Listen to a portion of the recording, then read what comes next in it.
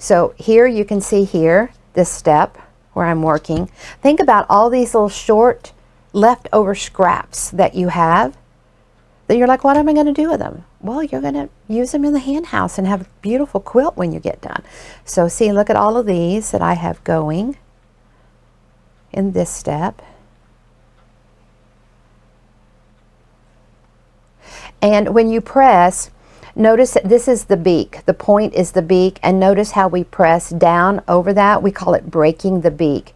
And it just helps keep your flying geese more consistent in a nice straight row instead of starting to turn. And when you press, make sure that you don't let it turn. Because when you press, see, look at this one. See how this one starts to turn a little bit? Those geese are starting to make a little right curve there.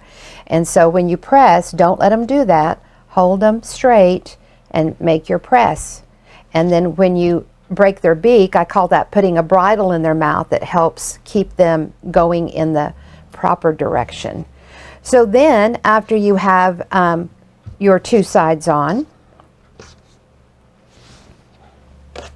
then you're ready to sew the other two sides on. Now this is the long side of your rectangle of your 3 flying geese, and so that means the strips on those sides need to be a little wider because you need that shape, because we're going to get, see how this hen house, this square, so play like I don't have that sewn on there yet. See how that's going to come out of there just like that. So here is one right here. So see how those start to come together.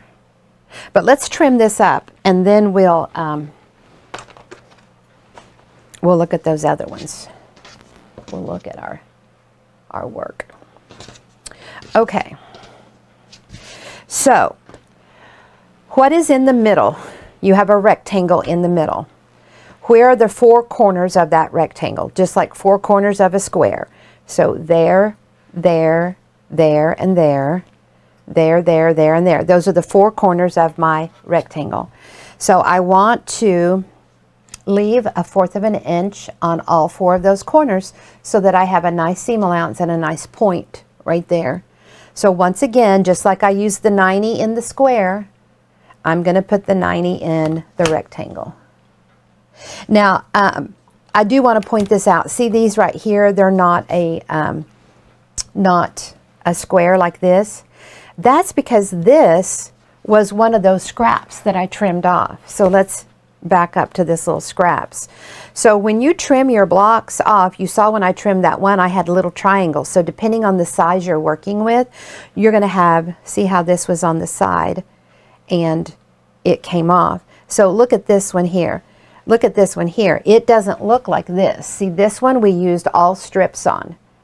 And this one we used these little leftover scraps. So see how you put that little leftover triangle on there and sew it on there just like you would a strip, and it allows you to use up all of those scraps and all of those pieces. So these are all pieces that we had left over. So look at this one right here from a project that we had where we needed to cut our strip at an angle.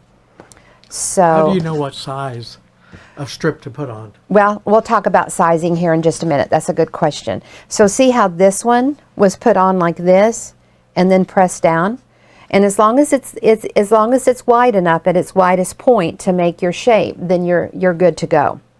But let me trim this up. Don't let me forget about sizing. Of course, your book is going to tell you all the sizes and have all your charts, but I'll go into detail with that a little bit more.